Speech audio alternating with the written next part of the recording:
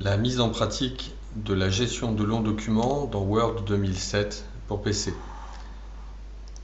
Pour commencer, je vais ouvrir un document qui s'appelle Base et qui contient le texte du rapport qui nous avait servi lors des TD. Donc dans Word 2007, la première chose à faire serait de préparer le texte de base par un triple clic.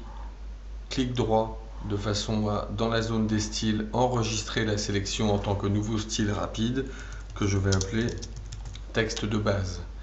Avant de valider, je modifie la feuille de style que je demande de mettre à jour automatiquement et surtout dont je demande qu'elle soit basée sur aucune autre, donc totalement indépendante. Je valide et reviens à mon texte. Ensuite, il va s'agir d'utiliser des feuilles de style existantes pour indiquer quels sont les titres du document et quelle est l'importance de chacun des titres. Donc là, par exemple, je sélectionne Introduction et dans la zone rapide des styles, je trouve les titres 1, c'est-à-dire les grands titres. Il me suffit de cliquer. L'Université à Paris, titre 1. Études et diplômes à Paris, titre 2. Et de la même manière, ainsi, je balaye tous les textes de façon à identifier facilement les titres 3, 4 et je peux aller jusqu'au niveau 9 à l'intérieur de mon document.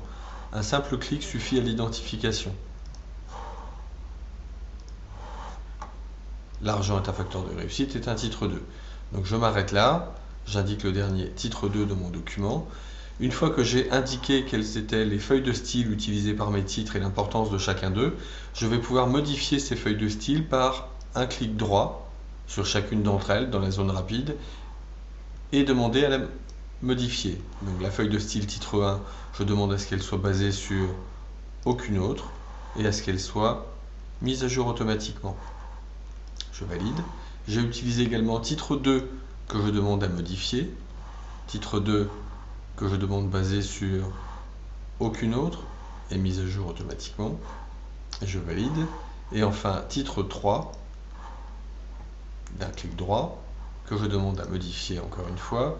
Même réglage.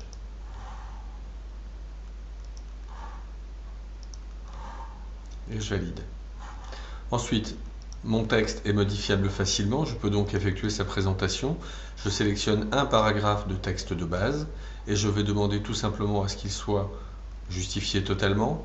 Je vais demander par exemple par un clic droit à aller dans les réglages concernant les paragraphes où je vais dire que je souhaite un interligne 1,5 fois la normale, que je souhaite un alinéa, c'est-à-dire un retrait de la première ligne, un retrait de par exemple 1,5 cm.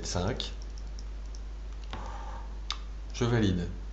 Mon texte de base est présenté, je vais pouvoir m'occuper des titres. Je vais demander à ce qu'il soit par exemple centré, en taille 24.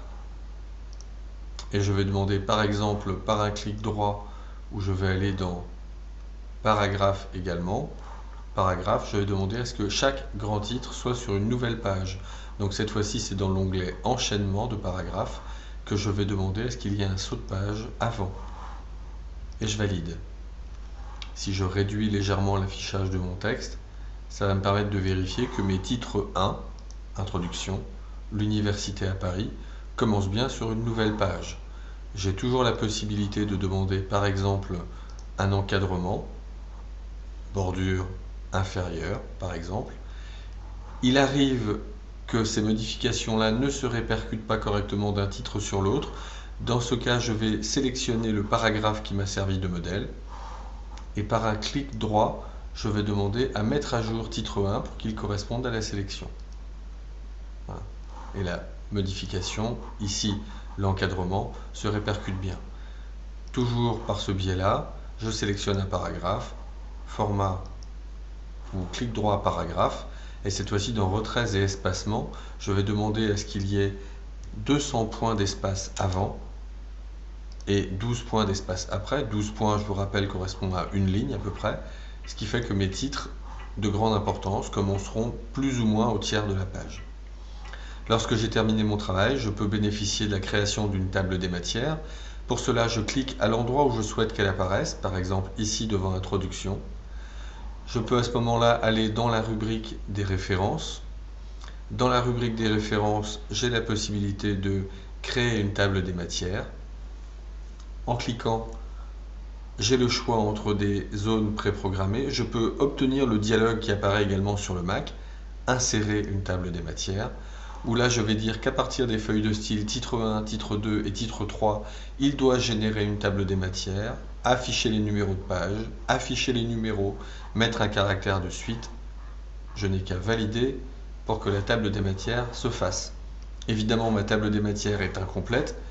Pour la compléter, je vous rappelle qu'il me suffirait d'indiquer que par exemple, les budgets étudiants correspondent à un titre de niveau 1. Et pour qu'il apparaisse dans la table des matières, il suffirait de faire un clic droit sur la table des matières et de demander à mettre à jour les champs. Toute la table éventuellement est validée. Et le titre manquant est bien rajouté.